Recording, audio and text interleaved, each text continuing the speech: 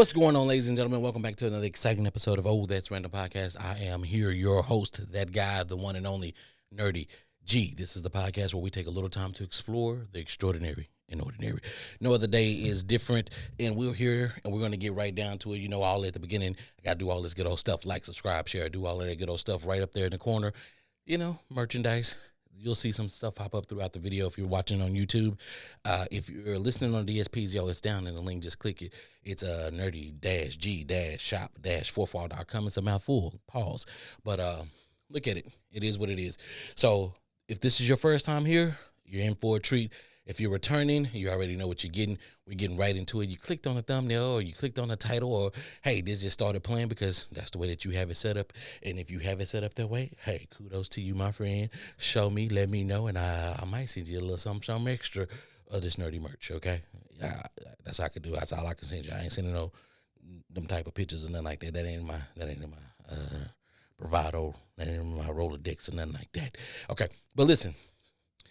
I want to talk about today is illegal sports betting. Not illegal, but legal sports betting. Is it good?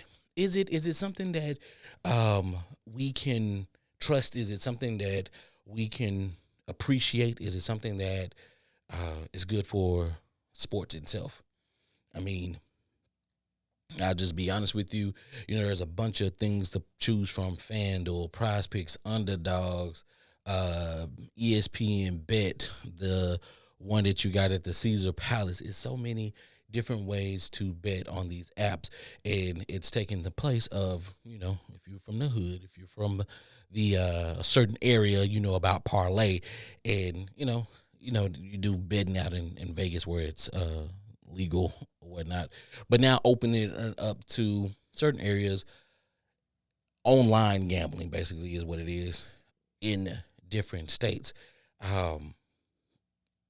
How good is it, not only for the economy, but also for just sports in general? We know that there are certain sports that have been, taking a dip. Some of our popular sports have been taking a dip in ratings, and some others have been on the come up. And I think that some of the ones that have been on the come up has something to do with the betting. Because now I think even with the betting, just going to kind of dive and try to jump right in here, okay, guys? I think with the betting, some of these, some people are now taking their time to pay attention to other sports and try their best to understand them. Soccer being one of those sports, I believe, that it's more eyes. Soccer is a worldwide sport that is played in every single country. If you ask me, somebody's always got, some country always has a team fighting for the World Cup. When I think about football here in America, it says Super Bowl, like it's just the Super Bowl, and only for those here in America.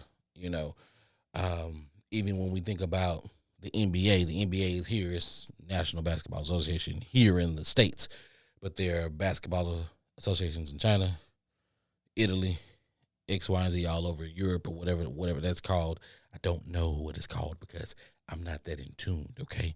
So don't kill me because I don't know, because I'm not that in tune. I know about the NBA. But even today, I don't know that much about the NBA. I have to defer to my nephews and more younger folks to let me know who these people is, what they doing. I'm a little tired of all the 3-pointers, right? It's not the way I grew up watching the game. I like a little body banging, I like taking it to the hole, smash, dunk on them, stir a person down, run back down. A lot of competition. That's what I like. And I think that when you just kind of stay back and just hit a person with a J, fade away, or whatever the case may be, that's cool in moments, but like mix it up. Give me a little bit of this. Give me some alley hoops. You know what I'm saying? Make that moment. Get the crowd hype. Off on a tangent. But we're talking about betting. Now, I do see the good in betting. I do. I honestly do see the good in betting. And the reason why I see the good in betting is just because there are people who taking their hard-earned money, they're putting them in here, and some of these folks do good research. They do good research analysis. Then you also have people farming, right? hey, I'll sell you my picks. Be a subscriber. Subscribe over here. And it's $5 to subscribe. And you come subscribe. I'll share my picks with you. And based off of how much money you got, if you follow my picks, you know what I'm saying? I'm not guaranteeing you a win, but if I win, you win big, right? I might put I might put $100 on a 2-pick, right? You may put $10 on a 2-pick. You might win 60. I might win 600. There's a difference. You play with your money, but then once you get comfortable enough with that, and you're making those picks, and that can help some folks get up out of poverty. I look at it this way: I use some of these apps, right? My favorite one, not going to say because they're not paying me, but my favorite one, basically when I hit big, of course, you got to do your taxes and all that good old stuff. But like the big one, that when I hit on it, what I do is I take that and whatever bill that I have, I knock it out the way. So the betting can be good for the economy because it'll take some people out of debt if they know or if they have the financial discipline to be able to say, hey, I can pay off my car a little sooner, or hey, I can pay off my credit card sooner, or hey, I got this loan, I need to knock this loan off a little bit sooner. And then that puts more money back in your pocket. That helps you to deal with whatever's going on with our country, like inflation, like help you to go buy some groceries. I got these bills taken off of me. I don't worry about these anymore. But I hit big, or I hit, $2,000 that'll take care of some bills that you probably been behind on, or if you need to, that's what's left on your card note. Pay the $2,000 and keep it pushing. Life works that way, and it's cool. You know what I'm saying? So I can see it being good in that way. Then of course, there's always the negative, and everybody loves the negative because what's the good without the negative? We can sit here and we can say people are gonna spend their money. They're gonna spend all their money. They're gonna lose their money on this betting because we've seen people get, at least these apps are not gonna come and break your fingers if you don't pay because you already paid the money. All right, that's another positive. I want to put that over there. These apps are not gonna come and break your fingers. But there are some people who get strung out, and it's like, no, I got it. The next pick is gonna be it. It's gonna hit big, and then they can put themselves in a financial hole because the next pick is going to be that. Some people get on a roll and they catch fire. Some people don't. They say, no, you just got to feel it, and they just do feel it picks, and they think because they may hit 2 or 3 times and they're on a roll, and then the next 4, 5, 6, 7, 8, 9, 10 picks are all losses, and they then betted the house against a hunch or a feeling, and now this is where they're at, and they're in a deeper hole that they were before. Now we at the food stamp office trying to see if we can get something, and we at work, trying to quarter nickel dime. If you don't know what quarter nickel dime is, you're from a whole nother era. But that's on that level. But my question would be, for all of those conspiracy theory folks out there, this would be the time to say, you know what, this looks strange. Because there's so much betting going on, you will start to consider. You will start to think a little bit more about some of the coaches' decisions when they're putting certain players in the game, taking certain people out, or making certain decisions to say, you know what, we're just going to kneel here, or we're just going to run the clock out. Now every decision becomes under scrutiny. We're looking at the referees different. We're looking at the coaching different. We're looking at the way that you put the lineups in different. And it's just like, yeah. Like, one of the things I didn't see on these deals is, is regular sports. WWE is worldwide entertainment, world wrestling entertainment.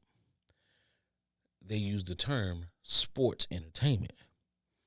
They understand that you have to keep the sport entertaining. Basketball has been boring. And I'm not the only one that feels this way. There's a lot of people out there that feel that basketball over the past 7 to 8 years has been boring. I haven't tuned in because it has been boring. The talent is good, but it ain't the greatest. The names that I'm still hearing: Steph, LeBron. How long have they been in the league? KD. I feel like KD was in the league when I got out of high school. That is a long time. That is a long time. To hear, oh, Vince Carter played over 3 decades. What in the world? Who's my new people? You telling me, was it not Carl Anthony, not the big dude that they call Cat? John Bronson, Jalen Bronson. I only know him because he's here from Texas, and then that whole debacle of him going tampering or whatever, going to New York or whatever that is. Like, who? Luka. Let's take Luka out. Kyrie Irving. How long has Kyrie been in the league? We're still dealing with those folks. We're still dealing with the Chris Pauls. Like, why are these people still on teams? Russell Westbrook, I feel like, is early. James Harden is still in the league. Why is he still in the league? Who are the next superstars, or just the next superstars to come out of this? Come out of it. I don't know why I keep on kind of like beating down on the NBA. I might need to do a whole different show, but neither here nor there. Back to the betting piece, right? But everything that you would say, okay, hey, this person needs to get 12 points, 12.5 points.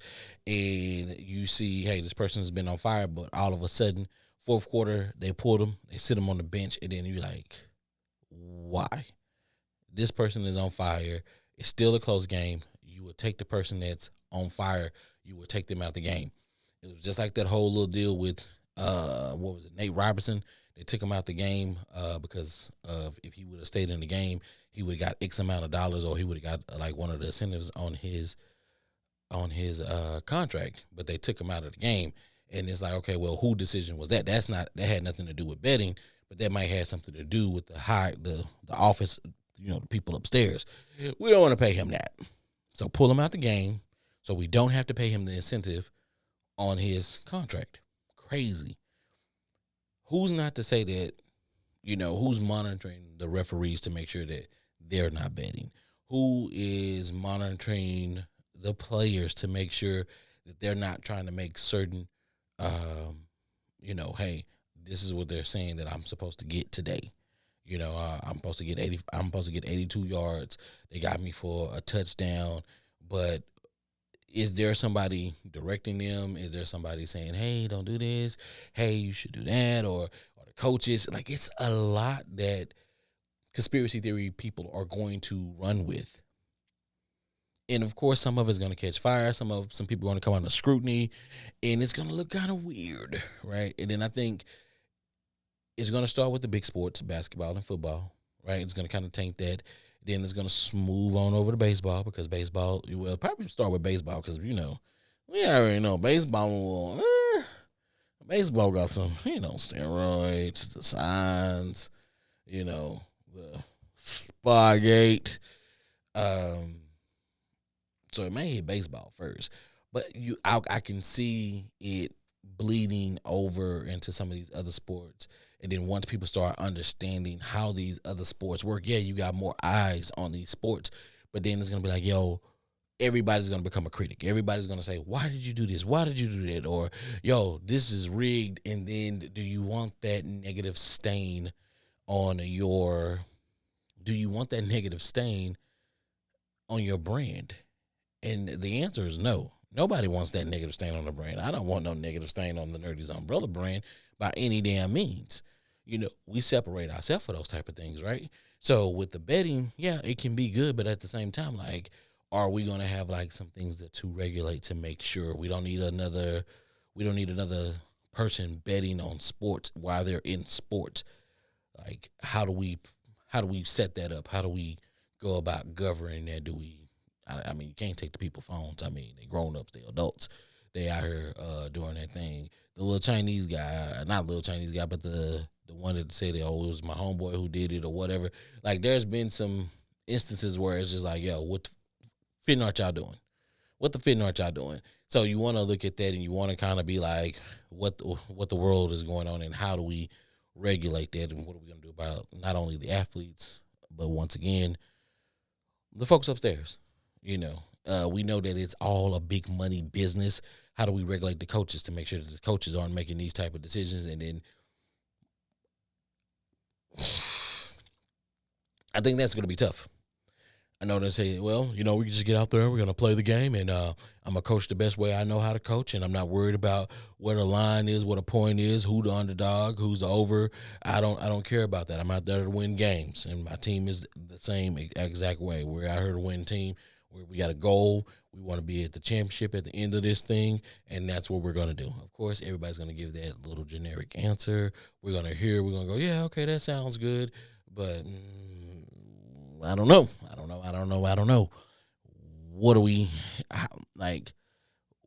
There has to be something in place. Yeah, are a lot of people making money right now? I believe so. I know a few folks who didn't hit big, and they've made those. They've made those things too. But also too, even with the taxes, you got to pay taxes on your earnings, your winnings, or whatnot. I can see that that's gonna put some people in debt to the government because they're not paying their taxes on these things. They're not. They like, no, it's my money. They're not financial smart, right? They're not financial literate to know. I think that there maybe should be some classes. Hey, once you do this, this is how much taxes we're going to take for this. If you're in these states and you hit big or you hit this, you go over this amount of dollars, this is how much you have to pay. That needs to be broke down. That needs to be there to, you want to bet. I think betting is good. I'm going to just tell you that. I believe I'm a fan of betting. I like to bet myself in moderation, but also too, I do think there needs to be a lot of education around betting so that we don't lose the house, lose a job, lose a wife, lose some kids, or and go under. You know what I mean? That's on the far left. Is it far left? Yeah, that's far left, extreme side. But then on the other side, it's hey, I'm up. I know I got to pay these taxes. Hey, I can actually quit this job that I don't like, and I can be a professional bettor. I mean, there's professional poker players and so forth and so forth. They don't have regular 9 to 5s, but they've done so good in betting that they are professional bettors, and they are making that money in there. Not only are they making that money, but they win big, they lose big, but they keep playing so that they can continue to live. You know what I'm saying? That's the honest way of them making their money. I'm not gonna treat them no different than I would treat a stripper. Professional poker player, professional stripper, they one and the same to me. They're, hey, they're making their money. They're not hurting anybody. I'm all gravy for it. You know what I'm saying? But listen, I don't think I need to beat a dead horse on this one. I think that I got enough out for this. So what I'm gonna do is I'm gonna go ahead, drop it. You know what I'm saying? Drop a little music because you know how I love the music here. After the music, I'm gonna come back. I'm gonna do the closeout. This is short. This is sweet. This is chef's kiss. Betting. It is what it is. But like I say, let's get to this closeout, or let's get to the music. Sorry, YouTube, you already know what it is. I'm always going to tell you guys that, but I love y'all. So let's do that, and then we'll come back, and here we go. All right, ladies and gentlemen, we are back. Listen, find music everywhere, man. I love music. Music is the key to the soul, whether you believe it or not.